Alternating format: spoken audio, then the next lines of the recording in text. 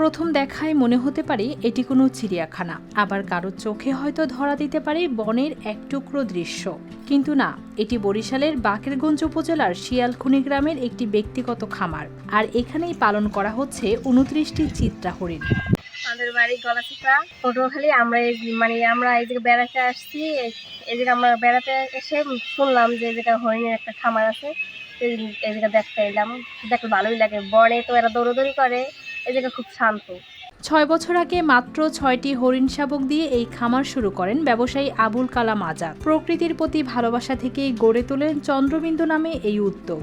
সময়ের সঙ্গে হরিণের সংখ্যা বেড়ে এখন হয়েছে 29টি। প্রতিদিন ভোরে শুরু হয় পরিচর্যা। খামারের পাশেই চাষ করা হয় হরিণের খাবারের জন্য বিশেষ ধরনের ঘাস। নিয়মিত যত্নেই বেড়ে উঠছে প্রাণীগুলো। আমরা আগুল জায়গা থেকে 6টি হরিণ দিয়ে স্টার্ট করেছি। আমাদের এখন 29টি হরিণ হয়েছে। ইনশাল্লাহ আমাদের অনেক ভালো। আমাদের 5 জন লোক আছে, নিয়মিতভাবে ঘাস কাটে। আমাদের সকালবেলা রুটিন আছে, ছোলা বোট এবং ভুসি, এরপর 2বার ঘাস দিতে হয়, এরপর আবার ছোলা বোট দিতে হয়। এবং আবার আমাদের কোম্পানির নির্দেশনা আছে মৌসুমি ফল খেয়ে থাকে, তার জন্য আমরা মৌসুমি ফল যত ফল আছে আমরা খাওয়াই থাকি।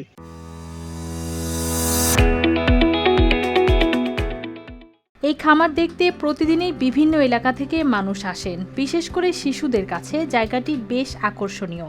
এই জায়গায় আসি, আমরা প্রতিদিনই আসি, আমরা বন্ধু বান্ধব। এই জায়গায় হরিণ লাফালাফি করে, আমরা দেখি, খেলাধুলা করি। এই জায়গায় প্রতিদিনই আসি।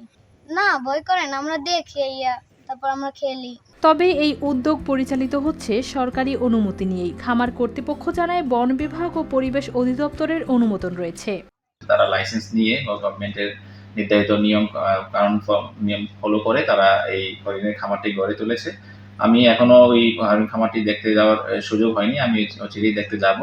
এবং এই যে ব্যক্তি উদ্যোগে যে হরিণ খামারটি করেছে এতে করে কিছু পর্যটন ভিত্তিক মানুষও এখানে আসতেছে দেখার জন্য। এটা খুবই একটা পজিটিভ। মানুষের যত্ন, সচেতনতা ও নিয়ম মেনে পরিচর্যা করলে বন্যপ্রাণী সংরক্ষণেও ইতিবাচক উদ্যোগ নেওয়া সম্ভব। সেই উদাহরণই যেন তৈরি করেছেন এই খামারি। News desk, RTV।